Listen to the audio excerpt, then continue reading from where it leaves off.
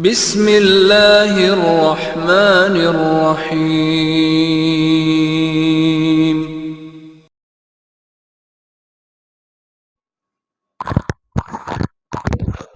اعوذ باللہ من الشیطان الرجیم، بسم اللہ الرحمن الرحیم، الحمد للہ رب العالمین، وصلی اللہ علی محمد وآلہ الطیبین الطاہرین المعصومین الذین اذھب اللہ عنہم الرجس وطہرہم تطہیرا۔ الکلام فی الاجماع۔ الاجماع فی اللغۃ هو الاتفاق، قال سبحانہ فلما ذهبوا به واجمعوا ان یجعلوہ فی غیابۃ الجب۔ ٹھیک ہے جی ہماری بحث تھی ظنون معتبرہ یا امارات، وہ ظنون جن کو شارع نے ہمارے لیے معتبر اور حجت قرار دیا ہے۔ ٹھیک ہے جی، ویسے جو ظن ہوتا ہے اصل اولی یہ ہے کہ ظن پر عمل کرنا حرام ہے۔ اصل اولی یہ ہے کہ ظن کے ذریعے سے کسی شے کی کسی حکم شرعی کو آپ اخذ نہیں کر سکتے، ظن کے ذریعے سے آپ حکم شرعی پر استدلال نہیں کر سکتے۔ لیکن کچھ ظنون تھے جو اس اصل سے خارج ہیں۔ سب سے پہلی تھا ظواہر کتاب کی حجیت، دوسرا کیا تھا یاد ہے؟ شہرت فتویہ، تیسرا تھا خبر واحد۔ آج بحث کر رہے ہیں کس کی؟ اجماع کی۔ یہ بڑی اہم ترین بحث ہے، بہت تفصیلی ہے بعض کتاب میں، ابھی یہاں صرف اور صرف تعارف ہو رہا ہے، تو ہم 6-7 نکات ہیں۔ سب سے پہلا بتائیں گے کہ اس کا لغوی معنی کیا ہے، پھر بتائیں گے اصطلاحی معنی، پھر اجماع کی کچھ تقسیمات ہیں، پھر امامیہ اور عامہ کا کیا نظریہ ہے۔ ٹھیک ہے جی، پھر وہ امامیہ اگر اس کو حجت سمجھتے ہیں تو کیوں حجت سمجھتے ہیں، کس حوالے سے حجت سمجھتے ہیں، اور اگر عامہ حجت سمجھتے ہیں وہ کیسے سمجھتے ہیں۔ ٹھیک ہے جی، اسی طرح ایک اور بات ہوگی کہ ایک اجماع وہ ہوتا ہے جو مفید قطع ہوتا ہے، اور ایک اجماع وہ ہے جو مفید ظن ہے۔ یہ جو آخری کیس میں نا، بعض اجماعات ایسے ہیں جو مفید قطع ہیں، بعض اجماعات ایسے ہیں جو مفید ظن ہیں۔ جو مفید قطع ہیں وہ بحث سے خارج ہیں، کیونکہ قطع کی حجت کیا ہوتی ہے؟ ہم بحث کر رہے ہیں ان اجماعات کی جو مفید ظن ہے۔ اب آیا یہ ظنون معتبرہ میں سے ہے یا نہیں؟ سب سے پہلے آ جائیں ظن کا جو معنی ہے لغوی، 2 معنی کیے گئے ہیں۔ ایک معنی ہے عزم اور ارادہ، ٹھیک ہے نا، اجمع فلان علی فلاں، فلاں نے فلاں پر اجماع کیا یا فلاں شے کا اس نے پختہ ارادہ کیا۔ اور ایک اجماع کا لغوی معنی ہے اتفاق۔ ٹھیک ہے جی، وہ جب ترجمہ کریں گے تو قرآن مجید کی آیت میں بھی لفظ اتفاق کے معنی میں آیا ہے۔ اچھا جی، اصطلاحی معنی کیا ہے؟ بالکل 2 لفظ میں اصطلاحی معنی بیان کرتے ہیں، اس کو آپ یاد رکھیں گے تو اصطلاحی معنی ہوگا اتفاق خاص، خاص لوگوں کا اتفاق۔ خاص سے مراد کیا ہے؟ فقہا۔ تو یہ آپ لفظ یاد رکھ لینا، ہر قسم کا اتفاق نہیں، اصطلاحی معنی یہ ہے اصول الفقہ میں اتفاق ہے خاص۔ خاص سے کیا مراد ہے؟ اس وجہ سے تھوڑا سا فرق رکھتا ہے نا، خود مسئلہ یہ اختلافی مسئلہ ہے کہ کن کا اتفاق۔ مثلا بعض کہتے ہیں فقہائے مسلمین کا کسی حکم شرعی پر اتفاق، تمام فقہا کا۔ بعض کہتے ہیں ایک زمانے کے فقہا کا کسی مسئلے پر اتفاق۔ بعض کہتے ہیں امت پیغمبر کا کسی حکم شرعی پر اتفاق۔ بعض کہتے ہیں جو ماہرین ہوتے ہیں نا، جن کو اہل حل و عقد کہتے ہیں، ان کا کسی مسئلے پر جو اتفاق ہوتا ہے اس کو کیا کہتے ہیں؟ اجماع۔ سادہ معنی آپ ذہن میں رکھ لیں، اجماع کا مطلب یہ ہے اب ایک چیز جو ان تمام معنی میں مشترک ہے اجماع میں، اجماع کا مطلب ہے ایک جماعت کا کسی حکم شرعی پر کیا کر لینا، وہ اتفاق کر لینا، ٹھیک ہے جی۔ یعنی وہ اب ایک کوئی بھی شرعی مسئلہ ہے اس پر سب کا اتفاق ہے، اور وہ حکم شرعی کو ثابت کرے اسی اتفاق کی وجہ سے، حکم شرعی کو بھی وہ ثابت کرے اسی اتفاق کی وجہ سے۔ بہرحال یہ ایک اصطلاحی معنی ہو گیا۔ اس کی اقسام ہیں، ایک اقسام کیس پہلے بیان کرتے، ایک تقسیم آگے آگی۔ پہلی تقسیم ہے اجماع کی دو قسمیں، اجماع محصل اور اجماع منقول۔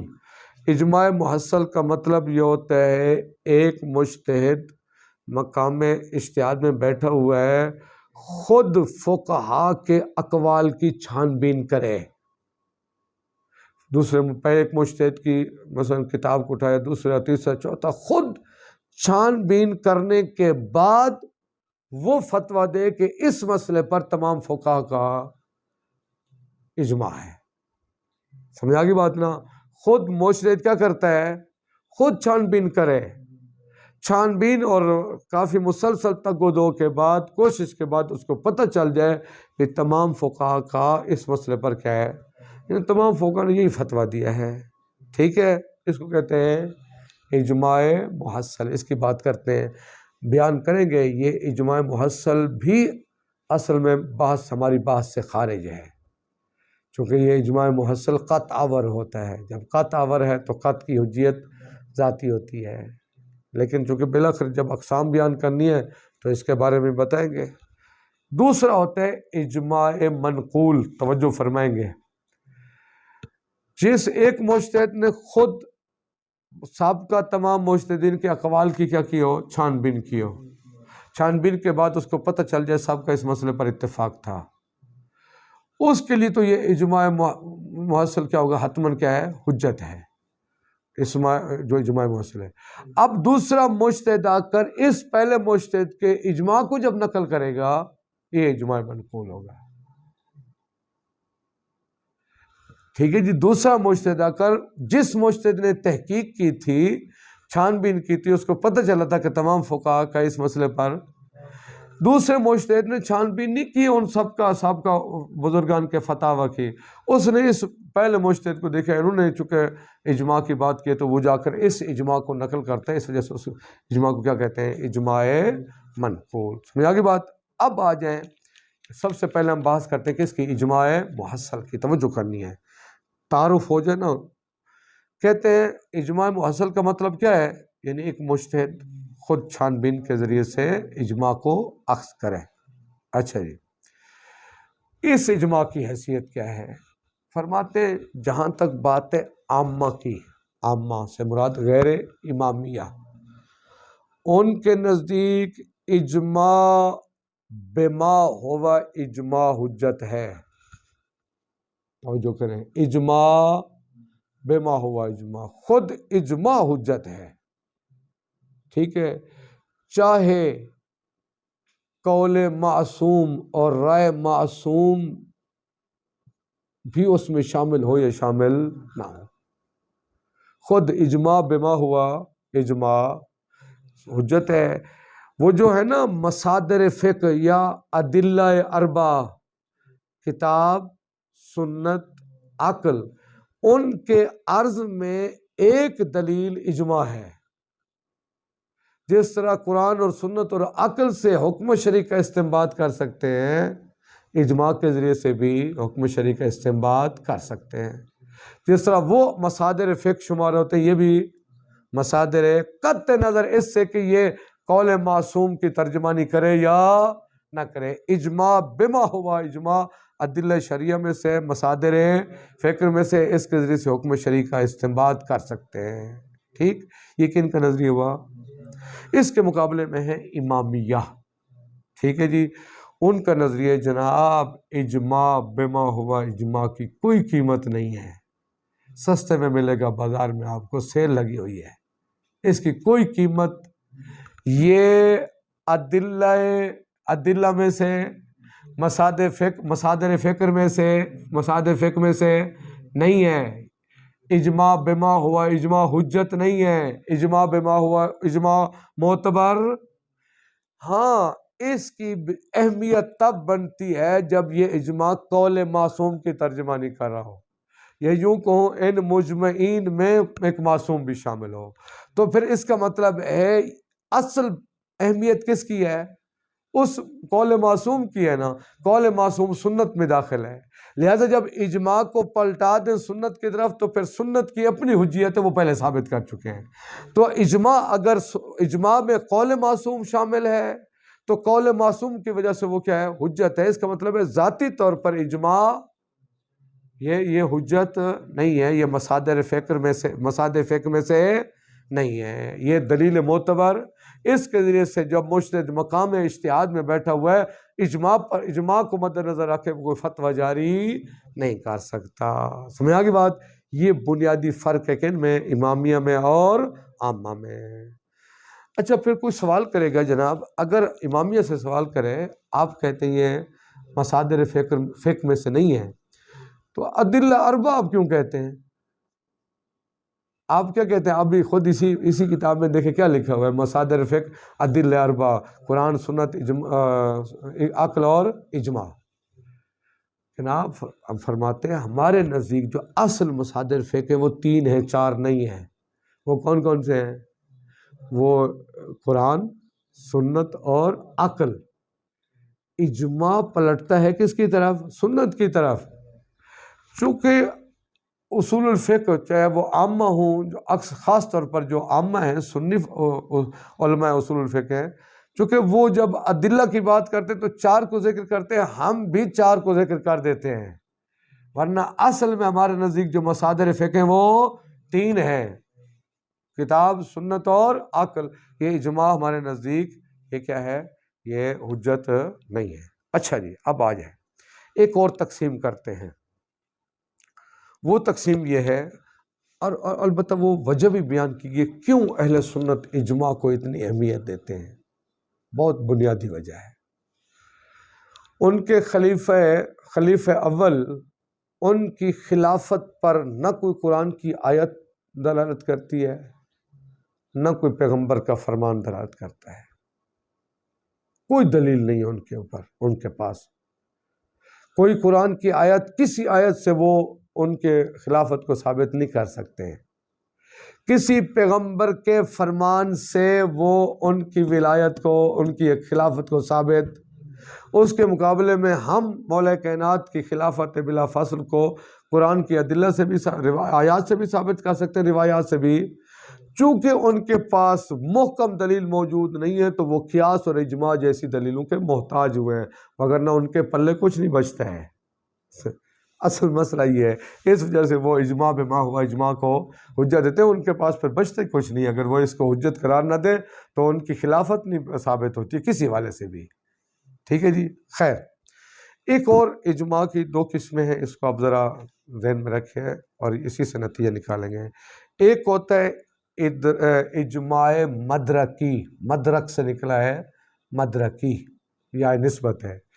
اس کے مقابلے میں ہوتے ہیں اجماع غیر مدرکی یا اجماع تعبدی. تو اجماع کی کتنی قسمیں ہیں؟ 2، مدرکی اور تعبدی. مدرکی کا کیا مطلب ہے؟ یعنی وہ جو اجماع ہے نا، جس مسئلے پر اجماع ہوئے فقہا کا، اس کا مدرک، اس کا مستند، اس کی سند ہمیں پتہ ہو، اس کی دلیل پتہ ہو ہمیں. سمجھ آ گئی بات نا؟ جو اتفاق ہوا ہے نا فقہا کے ایک مسئلے پر، اس کا مدرک، اس کا ماخذ، اس کا مستند ہمیں پتہ ہو کہ کس وجہ سے فقہا کا اس مسئلے پر اتفاق ہوا ہے. اچھا جی سمجھ آ گئی بات؟ مثلا کسی حکم شرعی پر اجماع ہو گیا ہے اور بتاتے ہیں اس کی دلیل فلاں روایت ہے. اس کا مطلب ہے ہمیں اس اجماع کا مستند اور ماخذ پتہ ہے کہ فلاں روایت ہے. ٹھیک ہے. کہتے ہیں کہ اگر اجماع مدرکی ہو اس کی کوئی قیمت نہیں ہے. آپ پریشان ہو کیوں قیمت نہیں؟ قیمت اس مدرک کی ہے قیمت اس ماخذ کی ہے جس کی وجہ سے علماء کا اتفاق ہے، دیکھے جائیں گے وہ ہمارے لیے قابل قبول ہے یا قابل قبول نہیں ہے۔ سمجھا کی بات نا؟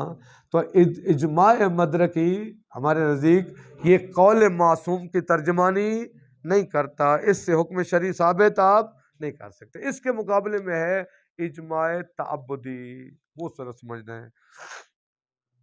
اجماع تعبدی کی دو حالتیں ہیں، دیکھیں توجہ کریں گے۔ بعض اوقات اجماع تعبدی یہ قول معصوم سے کاشف نہیں ہوتا،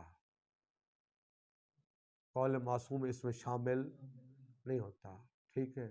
اگر قول معصوم شامل نہ ہو یہ اجماع ہمارے لیے کوئی قیمت بھی نہیں رکھتا، حجت بھی نہیں ہے، معتبر بھی نہیں۔ ایک دفعہ یہ ہے کہ یہ جو اجماع تعبدی ہے یہ قول معصوم کی بھی ترجمانی کر رہا ہے، اس میں قول معصوم بھی شامل ہے، تو پھر یقیناً یہ اجماع کیا ہوگا؟ حجت ہوگا اور معتبر ہوگا۔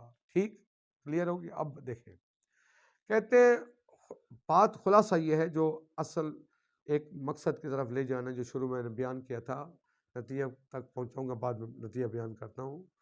اجماع وہ اجماع جو قول معصوم یا کسی معتبر دلیل سے کاشف ہو، نقطہ یاد رکھیں، وہ اجماع جو قول معصوم یا کسی معتبر دلیل سے کاشف ہو وہ ہمارے لیے کیا ہے؟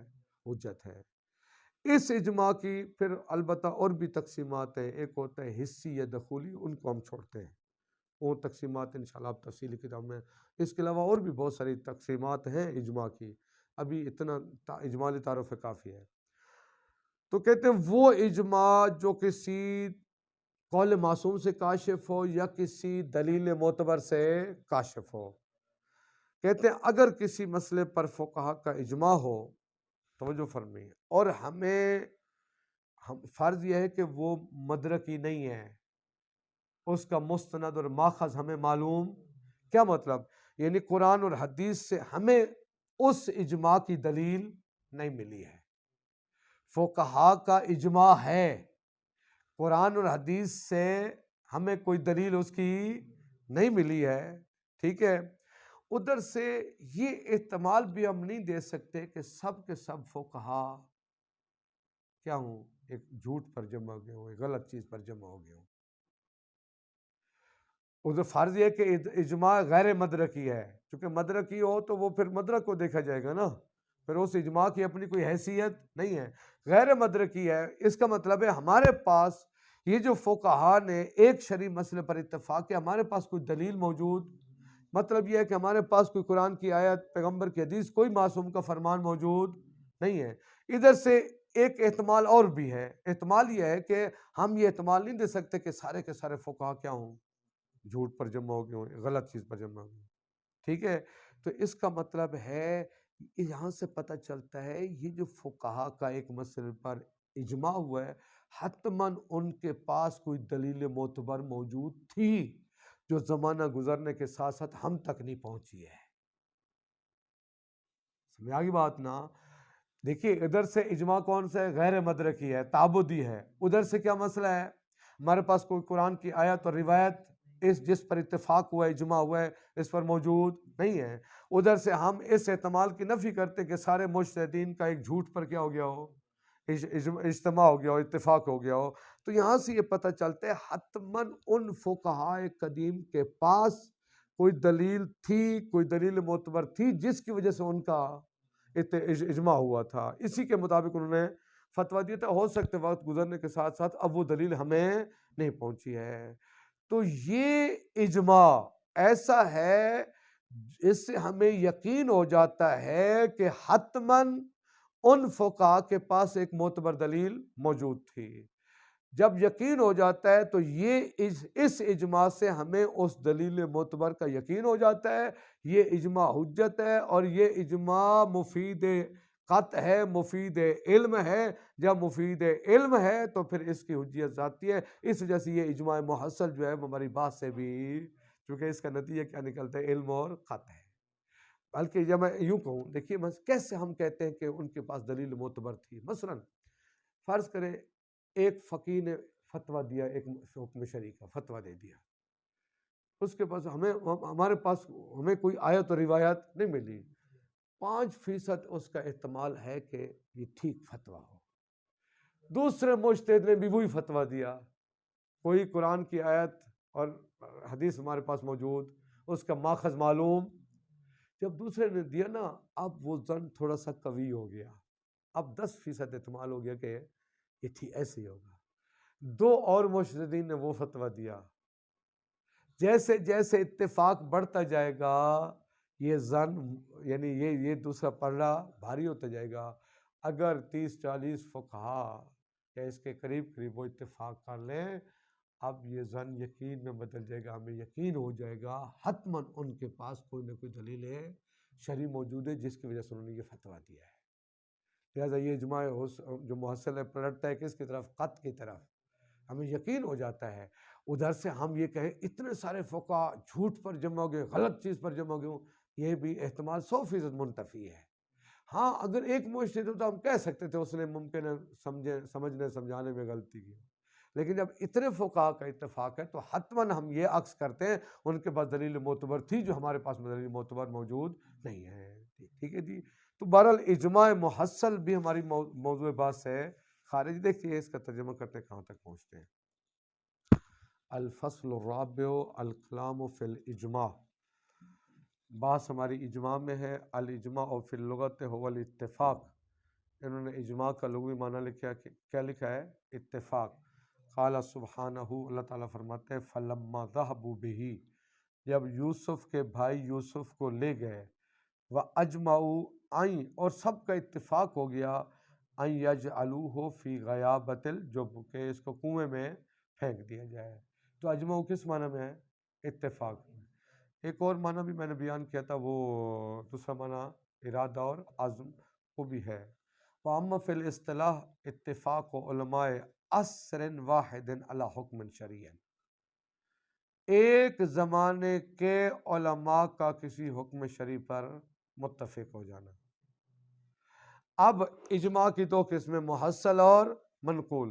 فَإِذَا أَحْرَزَهُ، اگر اس اجماع کو احراز کرے، اذا احرزہ المجتہد، خود مجتہد، یعنی خود مجتہد چھان بین کرے اور اس کو پتہ چلے تمام اس زمانے کے فقہا کا ایک مسئلے پر کیا ہے؟ اتفاق ہے، تو یہ سمّا اجماع محصلا، اس کو اجماع ہے۔ وَإِذَا أَحْرَزَهُ مُجْتَهِدٌ، ایک مجتہد ایک اجماع کو احراز کرے چھان بین کے ذریعے، وَنَقَلَهُ إِلَى الْآخَرِينَ، اور وہ اس کو نقل کرے دوسروں کے لیے، تو دوسروں کی نسبت یکون اجماع منقولا بالنسبت الیہم، تو دوسروں کی نسبت وہ کون سا اجماع ہوگا؟ اجماع منقول ہوگا۔ فَيَقَعُ الْكَلَامُ فِي مَقَامَيْنِ، تو بحث کتنے مقام میں ہے؟ ایک ہے اجماع محصل اور ایک ہو گیا اجماع منقول۔ المقام الاول الاجماع المحصل عند السنت والشیعہ، اتفق الاصولیون علی حجیت الاجماع علی وجہ الاجماع۔ دیکھیے مجمل طور پر، اجمالی طور پر تو سب اصولیوں کا اتفاق ہے کہ اجماع حجت ہے۔ شرائط کیا ہے، قیودات کیا ہے، وہ رائے معصوم رکھتا ہو نہ رکھتا ہو، وہ علیحدہ بحث ہے۔ اجمالی طور پر اس کے ذریعے سے حکم شرعی کو ہم ثابت کر سکتے ہیں۔ وَلَكِنَّهُ عِنْدَ أَهْلِ السُّنَّةِ يُعَدُّ مِن مَصَادِرِ التَّشْرِيعِ، لیکن اہل سنت کے نزدیک یہ یعنی مصادر فقہ، مصادر کے تشریع میں سے شمار ہوتا ہے، ادلہ اربع میں سے ہے۔ لیکن وَأَمَّا الشِّیعَةُ فَتَقُولُ بِانْحِصَارِ الدَّلِیلِ فِی الْکِتَابِ وَالسُّنَّةِ وَالْعَقْلِ، ہمارے نزدیک کتاب، سنت اور عقل میں دلیل منحصر ہے۔ ہمارے نزدیک ادلہ اربع نہیں، ادلہ ثلاثہ ہیں۔ ٹھیک ہے جی، پھر آپ نے کتاب میں کیوں تذکرہ کیا اجماع کا؟ چونکہ بالآخر ان کے بھی دعویٰ کیا گیا نا اجماع کی حجیت کا، اس وجہ سے ہم نے ان کی رعایت کرتے ہوئے، ان کے ساتھ ہم آہنگی کرتے ہوئے ہم ادلہ اربع کہہ دیتے ہیں، ورنہ یہ اجماع کی اپنی حیثیت نہیں ہے، ادلہ وہی 3 ہے۔ وَأَمَّا الاتفاق، یعنی وہی اجماع، جہاں تک بات ہے اجماع کی، فَلَا يُضْفِي عِنْدَهُمْ عَلَى الْحُكْمِ صِبْغَةَ الشَّرْعِيَّةِ، عندہم شیعہ فقہا کے نزدیک جو اجماع ہے یہ کسی حکم کو شرعی رنگ نہیں دیتا۔ سمجھ آگئی بات نا؟ کیا مطلب؟ یعنی اس کے ذریعے سے آپ حکم شرعی کو ثابت نہیں کر سکتے. ولا یؤثر فی ذلک ابدا، قطعاً یہ مؤثر نہیں ہے. ہاں غایتاً فرق یہ ہے، ہم لے جاتے ہیں آپ کو مدرکی اور غیر مدرکی. ہاں کہتے ہیں کہ ان المستند لو کان معلوما، اگر وہ جو اجماع ہے اس کا مستند معلوم ہو، فل اجماع مدرکی، اس کو کیا کہتے ہیں اجماع ہے، فلیس بکاشف، یہ پھر کاشف نہیں ہے، لا ان قول المعصوم، نہ تو قول معصوم سے کاشف ہے، ولا ان دلیل المعتبر، اور کسی ایسی معتبر دلیل سے کاشف بھی نہیں ہے، لم یصل الینا، جو ہم تک نہ پہنچی ہو. سنیں، جو اجماع مدرکی ہے قول معصوم کی، اس سے بھی کاشف نہیں ہے، اور کسی ایسی دلیل معتبر جو ہم تک نہ پہنچو اس سے بھی کاشف نہیں ہے. دیکھا جائے گا اس کا مدرک اور وہ ماخذ کیا ہے، اس کے پاس جایا جائے گا. ٹھیک ہے جی. لا یزید اتفاقہم شیئا، اگر وہ جو اجماع مدرکی ہے تو اب یہاں پر فقہا کا جو اتفاق اور اجماع ہے یہ کسی شے کا اضافہ، یعنی یہ اس کی قیمت نہیں بڑھاتا، یہ اس اجماع کی کوئی قیمت نہیں بڑھاتا. ولیکن اما اذا کان المستند غیر معلوم، اگر مستند کیا ہو، ٹھیک ہے جی، فربما یکشف اجماعہم عن قول المعصوم باتفاقہ معہم، بعض اوقات یہ اجماع غیر مدرکی کشف کرتا ہے کہ ان کا اجماع کشف کرتا ہے قول معصوم سے، و اتفاق ہی معہم، اور اس بات سے کشف کرتا ہے کہ امام بھی معصوم بھی انہی کے ساتھ کیا ہے، متفق ہے. ٹھیک ہے جی. اس کا مطلب یہ ہوا اب آ جائے اجماع غیر مدرکی کی بھی قیمت کب ہے، جب وہ کسی قول معصوم کی ترجمانی کر رہا ہو یا کسی دلیل معتبر کی ترجمانی کر رہا ہو، اس کی اپنی اب پھر بھی حیثیت. تو اجماع بما ہوا، اجماع کی ہمارے پاس کوئی جگہ نہیں ہے، کوئی اس کی قیمت نہیں ہے. ٹھیک ہے. مثلا کما اذا اتفق الاجماع فی عصر حضور الامام، جیسے خود امام کے زمانہ حضور میں وہ فقہا کسی مسئلے پر اتفاق کر لیں. ٹھیک ہے. تو وہ فقہا کا اجماع کر لینا، ادھر سے امام کا منع نہ کرنا، یہ کشف کرتے ہیں کہ معصوم بھی کسی پر راضی ہے. وربما یکشف عن وجود دلیل المعتبر، اور بعض اوقات ایک تو یہ کہ قول معصوم سے کشف کرتا ہے یہ اجماع غیر مدرکی، بعض اوقات کشف کرتا ہے ایک دلیل معتبر کے موجود ہونے پر واصل الی المجمعین، جو دلیل معتبر مجمعین کو ملی تھی، ولم یصل الینا، لیکن ہمیں نہیں ملی ہے. سنیں، اجماع غیر مدرکی یا تو قول معصوم کی ترجمانی کرتا ہے، اس سے کشف کرتا ہے، جس طرح کہ خود امام کے زمانہ میں اگر اجماع ہوتا ہے، ادھر سے اجماع ہوا ہے، ادھر سے امام نے منع نہیں کیا ہے، اس کا مطلب ہے امام راضی ہے، اس کا مطلب ہے امام کی رائے اس میں، اب وہ اجماع کی وجہ سے حجت نہیں ہے، رائے معصوم کی وجہ سے حجت ہے. یا بعض کا اجماع غیر مدرکی کسی دلیل معتبر کی موجودگی کی نشاندہی کر رہا ہوتا ہے. مثلا جن فقہا نے اجماع کیا ہے ان کے پاس دلیل معتبر تھی، لیکن ہمارے پاس وہ نہیں پہنچی ہے. ٹھیک ہے جی.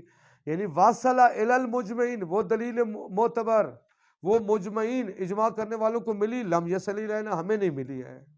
کما اذا اتفقا فی الغیبۃ الصغریٰ، جس طرح کہ یہ ایسا ہوتا تھا غیبت صغریٰ میں، و اوائل الکبریٰ. دیکھیے اب سنیں، اگلی عبارت سے لے جاتے ہیں یہ جو اتفاق ہے، اجماع ہے فقہا کا، اجماع غیر مدرکی، اس کی قیمت بنانا چاہ رہے ہیں، اجماع محصل کی قیمت بنانا چاہیں. اجماع محصل بھی اجماع غیر مدرکی. کہتے اتنے سارے فقہا جو ایک مسئلے پر اتفاق کر لیتے ہیں، ہم سب کو جھوٹا بھی، اس کا مطلب ہے ان کے پاس کوئی نہ کوئی دلیل قطعی. اذ من البعید، بعید نظر آتا ہے ان یتفق المجتہدون علی حکم بلا مستند شرعی، فقہا کا اجتماع ہو جائے، کسی اتفاق ہو کسی حکم پر بغیر کسی مستند شرعی کے، یہ بھی کیا نظر آتا ہے، بعید نظر آتا ہے. وعلی کلا التقدیرین، دونوں تقدیروں کی بنا پر فل اجماع بما ہوا لیس بحجت. سنیں، اجماع بما ہوا، اجماع جب تک قول معصوم کی ترجمانی نہ کرو یا کسی دلیل معتبر کی ترجمانی نہ کرو، یہ حجت نہیں ہے. وَإِنَّمَا هُوَ کاشف عن الحجت، ہاں خود حجت نہیں، کسی حجت سے دلیل معتبر سے کاشف ہو سکتا ہے۔ فَسَيُوَافِي کا تفصیل، اس کی تفصیل آگے آئے گی۔ اب آ جاتے ہیں اجماع محصل کا آپریشن کرتے ہیں اندل امامیہ، حجیت الاجماع المحصل اندل امامیہ۔ کوئی نئی بات اس میں اتنی نہیں ہے۔ قد عرفتا، آپ نے پہچانا، ان الامتا ما قطع نظر عن الامام المعصوم غیر معصومت من الخطأ فی الاحکام، غیر و خبر ہے انا کی، آپ نے پہچانا امت محمدیہ امام معصوم سے قطع نظر، امت محمدیہ احکام میں خطا سے محفوظ نہیں ہے۔ وَأَقْصَى مَا يُمْكِنُ أَن يُقَالَ، زیادہ سے زیادہ آپ یہ کہہ سکتے ہیں کہ ان الاجماع یکشف عن قول المعصوم، اجماع کشف کرتا ہے قول معصوم سے، اول حجت شریعہ، وہی دلیل معتبر سے، التی اعتمدت علیہ الامت، جس پر امت نے، ایسی دلیل شرعی دلیل معتبر جس پر امت کا اعتماد ہوا، اس سے۔ والثانی امر معقول و مقبول فی عصر الغیبت، دوسری بات یعنی یہ جو اجماع ہے یہ کشف کرتا ہے کہ کسی حجت شرعیہ سے، یہ بات معقول بھی ہے اور عصر غیبت میں یہ مقبول بھی ہے، ایسے ہی ہے۔ آج سنیں، اگر ہمیں ایک مسئلے پر قدیم فقہ کا اتفاق نقل ہو آج، ٹھیک ہے جی، ہمیں پتہ چلے کہ کوئی آج مجتہد ہے، چونکہ اجماع محصل ہے نا، خود تحقیق کرے کہ مجتہدین کا اتفاق ہے، ادھر سے قرآن اور روایت کی کوئی دلیل موجود نہیں ہے، تو وہ جب مقام استنباط میں بیٹھے گا وہ کہے گا جناب یہ بعید نظر آتا ہے کہ اتنے سارے فقہاء نے بغیر مستند شرعی کے کیا کر دیا ہو، فتویٰ دے دیا ہو۔ اچھا جی، دوسری چیز امر معقول بھی ہے اور عصر غیبت میں مقبول بھی ہے، ہاں ان کشف اتفاقہم عن الدلیل یتصور علی وجوہ، یعنی کن موارد میں اجماع کسی دلیل معتبر سے کاشف ہوتا ہے اور کن موارد میں کاشف، وہ موارد بیان کیے گئے ہیں، ان میں سے یہاں ایک دیکھیے کہاں پر بات یہ کریں گے، کہاں پر اجماع کسی دلیل معتبر کے موجود ہونے کی خبر دے رہا ہوتا ہے اور کہاں خبر نہیں دے رہا ہوتا، یعنی ہاں کشف کرنا کشف اتفاقہم، فقہاء کا جو اجماع ہے یہ کشف کرتا ہے عن الدلیل کہ ایک دلیل شرعی موجود ہے، لیکن یہ کشف کرنا جو تصور علی وجوہ، اس کی چند وجوہات ہیں، انشاءاللہ آپ تفصیلی کتابیں پڑھیں گے تو بہت ساری ہیں۔ کہتے ہیں ذکر الاصولیون فی کتبہم، ان کو اصولیوں نے اپنی کتابوں میں ذکر کیا ہے۔ اوجہھا، ان میں سے ایک چیز دیکھیے، یہ چیز ثابت ہوگی کہ اگر ثابت ہو جائے کہ یہ اجماع کسی حجت شرعیہ کسی دلیل معتبر سے کشف کر رہا ہے، یہ کشف ثابت ہو سکتا ہے بعض اوقات، وہ کشف ہم ثابت کریں گے، اس کشف کا نتیجہ علم اور یقین ہوگا، ٹھیک ہے جی۔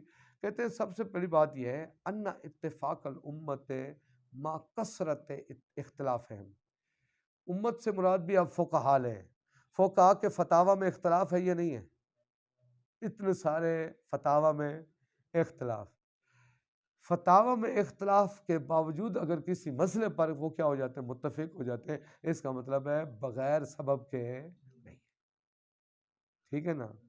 امت کا من اگر آپ امت کریں، اہل سنت کریں، اگر کسی امت کا، چونکہ اگر اجماع سے مراد امت کا اجماع ہو تو پھر امت سے مراد عام امت لیں، اگر اجماع سے مراد فقہاء کا اجماع ہو تو یہاں امت سے مراد فقہاء مراد ہوں گے۔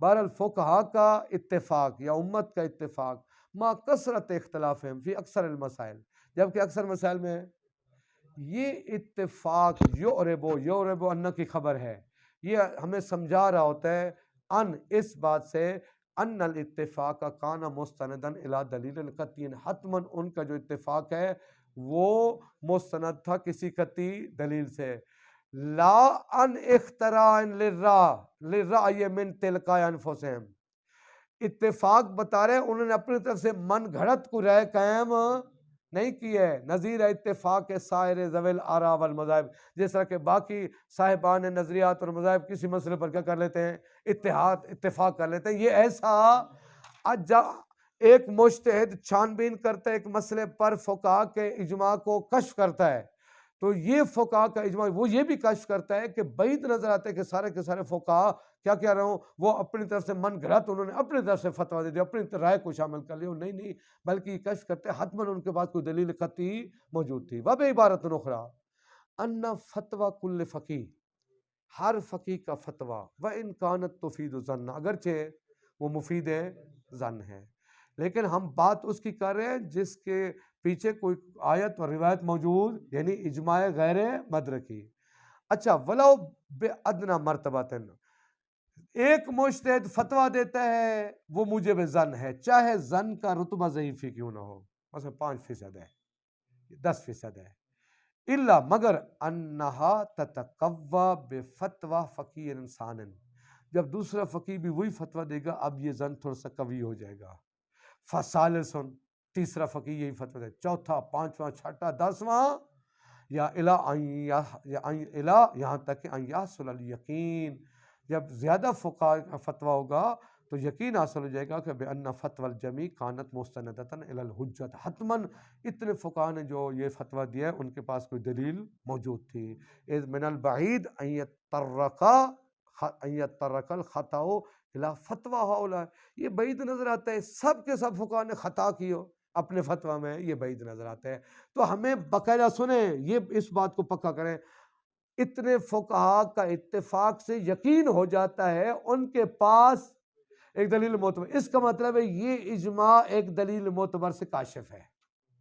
ٹھیک، فرماتے ہیں وبالجملہ ملاحظت و اتباقہم فی الافتاء، اتباق وہی اجماع، اگر ہم ملاحظہ کریں کہ ایک فتویٰ دینے میں، ٹھیک ہے، فقہاء کا کیا ہے، اتفاق ہے، علی عدم العمل، یعنی عمل کے نہ کرنے پر، الا بالنصوص، یعنی سنیں پتہ کیا کہنا چاہ رہے ہیں، اگر فقہاء اتنے سارے کسی مسئلے پر کیا ہو جاتے ہیں، جمع ہو جاتے ہیں، فتویٰ دے دیتے ہیں، مقام افتاء میں سب کے فتویٰ ایک جیسے ہیں، ٹھیک ہے، یہ حتماً کس وجہ سے ہے، نصوص کی وجہ سے ہے، ان کے پاس یہ نص کی وجہ سے، دون المقاییس، قیاس کی وجہ سے، ایک فقیر فتویٰ دے، دوسرا فتویٰ دیتے، تیسرا چوتھا، یہ حتماً ان کے پاس کوئی نص موجود تھی جس کی وجہ سے انہوں نے کیا ہے، یہ قیاس نہیں ہے، ٹھیک ہے، دون المقاییس یورث القطع بوجود حجت فی البین، بغیر اس کے کہ وہ ایسا قیاس ہو جو قطع کا مجھے بن جائے، بے وجود حجت فی البین، یعنی ہم کہیں کہ یہ ہمارے پاس کیا ہے، حجت ہے، واصلت الیہم فلم، یعنی وہ حجت ان تک پہنچی اور ہم تک، یہ دیکھیں ان کا فتویٰ نصوص کی وجہ سے ہے، ایسا نہیں ہے انہوں نے کوئی وہ اندازہ گیری کر لی تھی، کوئی تخمینہ لگا لیا تھا، کوئی قیاس کیا تھا، نہیں ایسا نہیں ہے، یعنی وہ دلیل ان کے پاس سے ہم تک نہیں پہنچے، نہیں، حتماً کشف ہوتا ہے کیا، ان کے پاس کوئی نص، کوئی دلیل معتبر موجود تھی۔ نیچے دیکھیے یہ لازمی ہے، کہتے ہیں کہ وَعَلَى ذَلِكَ، نتیجہ یہ نکلا ساری بات کا، یکون الاجماع المحصل من الادلۃ المفیدۃ للقطع بوجود الحجت، اجماع محصل ان ادلہ میں سے ہے جو مفید قطع ہے، مفید قطع ہے، قطع فائدہ دیتا، یعنی کس چیز کا قطع، ایسا قطع جو قطع بتاتا ہے کہ ان کے پاس کوئی حجت موجود تھی، ٹھیک ہے نا، الخارج عن تحت ظنون، پھر یہ ہماری ظن کی بات سے بھی کیا ہو جائے گی، ہم بات کریں کہ ان کی یہ موضوعاً بھی خارج ہے، تخصصاً بھی خارج ہے، ہماری بات ہو رہی ہے ظنون معتبرہ، یہ اجماع محصل یقین آور ہے، تو یہ ہماری بات سے کیا ہے، خارج ہے، ٹھیک ہے جی، ہاں وہی کہہ رہے ہیں کہ وقت تناولناہ بالبحث للاشارۃ الی الادلۃ الاربعہ والمناسب للبحث فی المقام هو الاجماع، دیکھیے کہتے ہیں اس کو تو چھوڑ دیں، اصل بحث ہے اجماع منقول کی، وہ اجماع منقول ظن ہے، وہ ظن آور ہوتا ہے، اب بات کریں گے جو اجماع منقول ہے آیا ظن معتبر ہے یا ظن معتبر، اصل بات ہماری وہ ہے انشاءاللہ تعالی اگلے درس میں۔